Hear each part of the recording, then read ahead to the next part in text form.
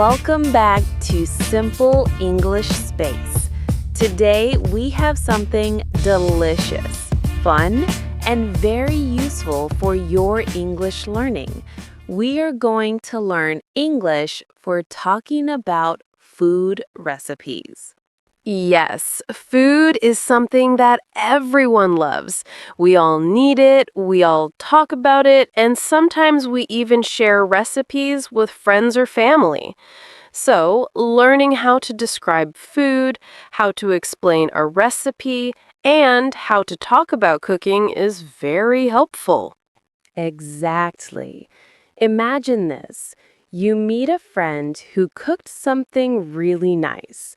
You want to ask, how do you make this? Or maybe you want to tell someone, this recipe is from my grandmother and it's easy to cook. English can help you do that.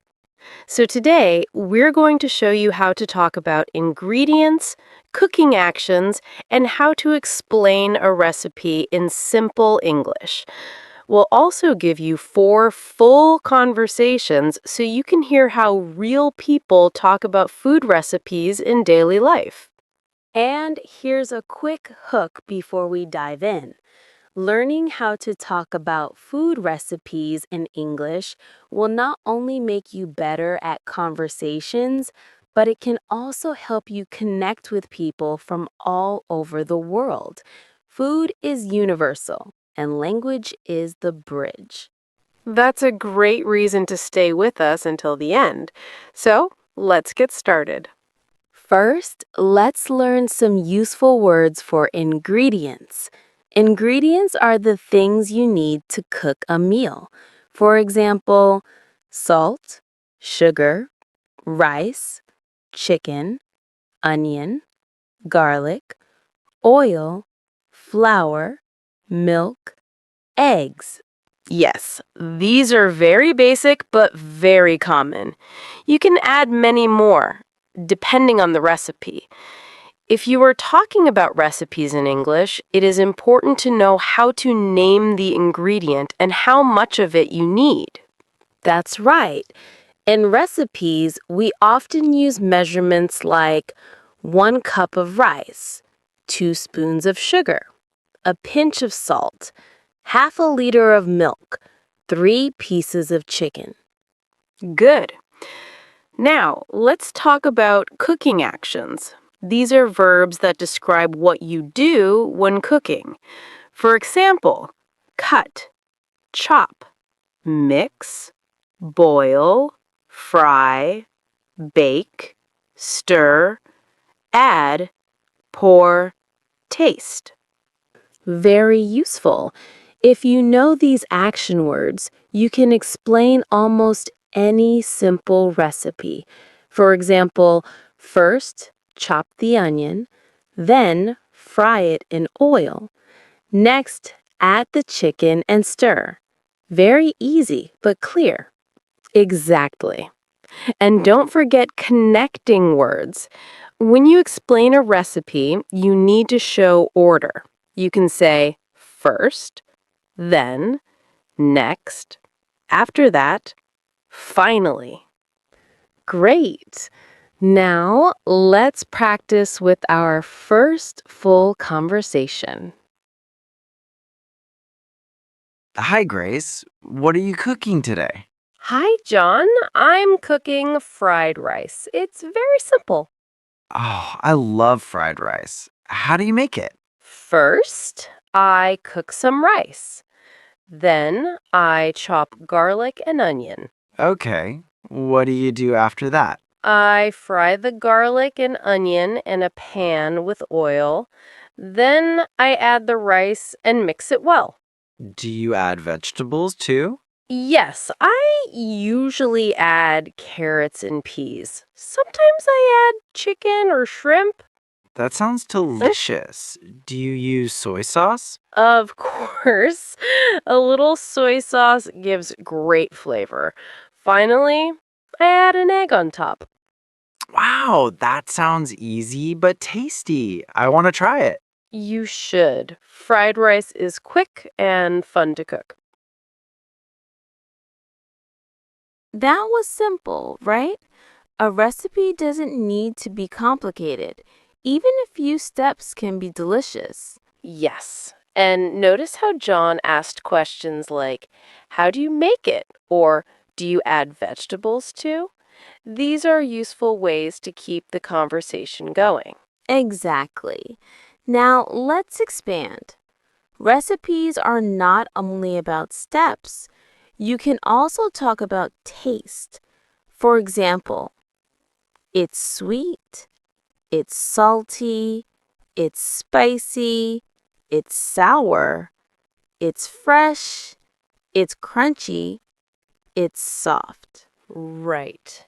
If you cook something and share it with a friend, you can say, this soup is spicy but delicious. Or, this cake is soft and sweet. Perfect. Now let's try another conversation. This one is about baking a cake. Hi, Anna. I heard you baked a cake yesterday. Yes, I baked a simple chocolate cake. Wow, how did you make it? First, I mixed flour, sugar, cocoa powder, and eggs in a bowl. Okay. Did you add milk? Yes, I added some milk and butter too. Then I mixed everything until it was smooth. What's the next step? After that, I poured the mixture into a baking pan and put it in the oven. How long did you bake it? About 30 minutes. Finally, I let it cool and added chocolate cream on top. That sounds amazing. Was it sweet? Yes, but not too sweet, just perfect. I want to try your recipe someday. Sure, I'll write it down for you. Baking is so much fun. And in English, you can practice using verbs like mix, pour, bake, and cool. Yes, those verbs are very common in recipes. You can also learn words like baking pan, oven, and cream. These are important if you want to explain desserts. Another tip. When talking about recipes, use clear steps. If you just say, I cooked it, people won't understand. But if you say, first I mixed, then I baked, then I added cream, people can follow your explanation. Exactly. Now, let's move to our third conversation. This time, it's about soup. Hi, Grace. I can smell something nice. What are you cooking? Hi, Tom. I'm making vegetable soup. Oh, that's healthy. What ingredients do you use? I use carrots, potatoes, onion, and a little garlic. I also add chicken stock. Sounds good. How do you cook it? First, I chop the vegetables. Then I put them in a pot with water and chicken stock. Do you boil it? Yes, I boil it for about 20 minutes. After that, I add some salt and pepper. Do you add herbs? Sometimes I add parsley or celery. It makes the soup fresh. Wow, that must be tasty on a cold day. Yes, it's warm and healthy. You should try it. Vegetable soup is simple but very common around the world. Yes, and notice how Tom asked, what ingredients do you use? This is a very useful question. Exactly. You can also ask, what do you add? Or how long do you cook it? These are common when learning recipes. Now, let's try our fourth and final conversation. This one is about pasta. Hi, Anna. I heard you cooked pasta last night. Yes, I made spaghetti with tomato sauce. That's my favorite. How did you prepare it? First, I boiled spaghetti noodles in water with a little salt. Okay. and the sauce. I chopped onion and garlic, then fried them in oil. After that, I added tomatoes and cooked them until soft. Did you add any meat? Yes, I added ground beef and mixed it with the sauce. That sounds delicious. What's the final step? Finally, I put the spaghetti on a plate and poured the sauce on top. I added some cheese. Wow, that's perfect. I want to cook it this weekend. You should. It's easy and tasty. Great job. Now we've gone through 4 conversations about food recipes: fried rice, chocolate cake, vegetable soup, and spaghetti. Yes. And each one shows how you can talk about ingredients, cooking actions, and steps in English. Let's continue practicing. If you want to get better, try to explain one of your favorite recipes in English. Use the steps we practiced. First, then, next, after that, finally. And don't forget the cooking verbs: cut, chop, fry, boil, bake, mix, stir, pour, add. These words will make your explanation clear. Another idea is to write your recipe down in English. That way you practice both speaking and writing. Good tip.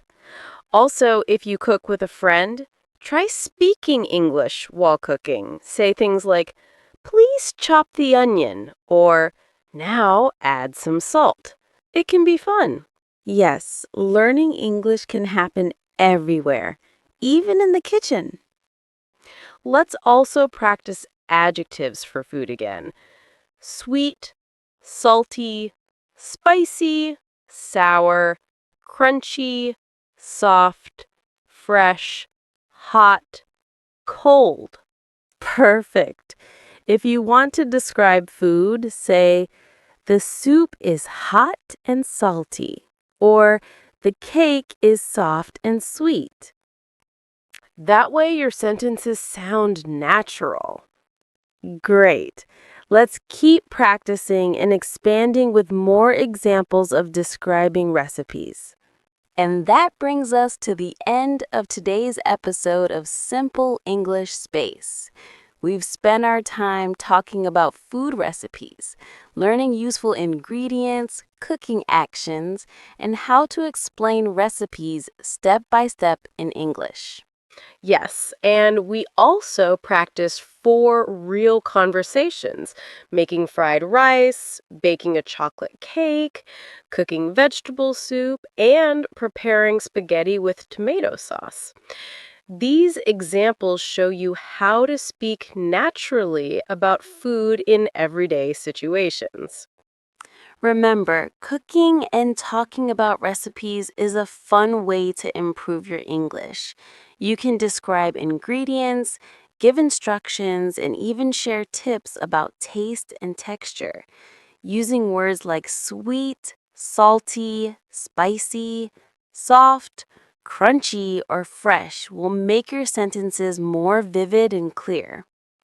And don't forget to practice speaking.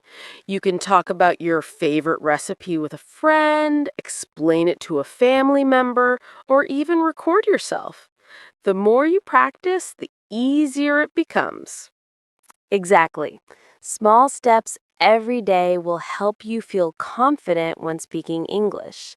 Keep practicing, stay curious, and enjoy sharing food and language with others.